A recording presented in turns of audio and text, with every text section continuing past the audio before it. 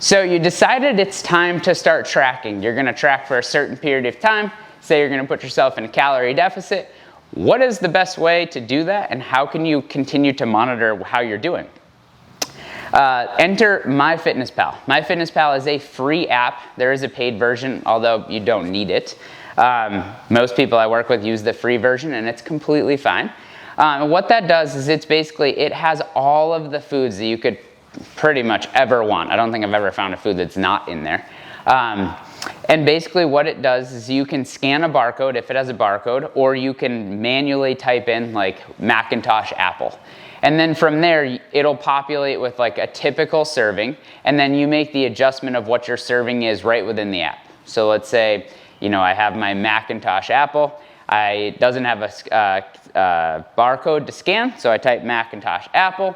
I can either put one medium-sized apple, and then it'll populate with how many carbs are in that, how many total calories are in that, or I can cut up the slices in half, put it on a scale, measure in grams so it's completely accurate, and then put it in grams into MyFitnessPal. So the nice thing with MyFitnessPal is you can bounce between metrics of measurement. So you can go for ounces, you can go for grams, you can go a certain amount of servings, and all of that will then populate with the appropriate calories and macronutrients.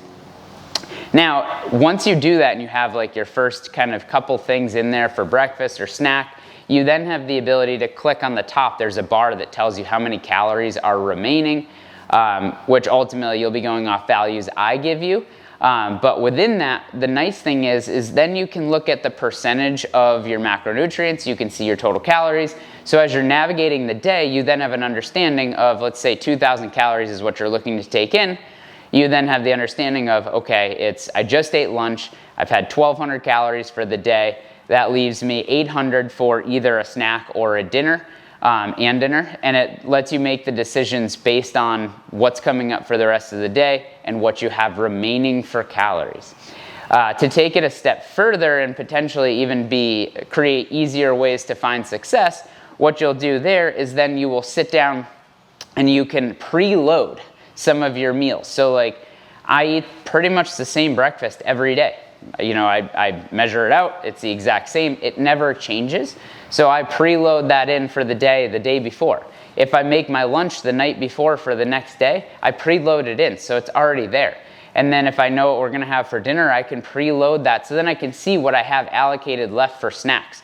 Or the other way, I can see what I have for breakfast and lunch, and I know like, oh, we're gonna go out to dinner with friends, so I wanna have a little bit more leeway at dinner time, so then I can omit my snacks. But the nice thing is MyFitnessPal lays this out so I can easily see what's going on there. The other thing is, which I really like, is you can share this with friends, you can share this with a coach. So I have a lot of clients who share their diary with me.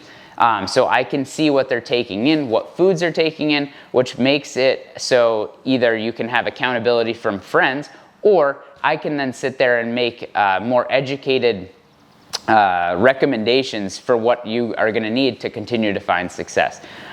There are other alternatives such as Mike's Macros, but MyFitnessPal is largely the most widely used and easiest to use that I've found, and it's what millions of people use to find incredible success.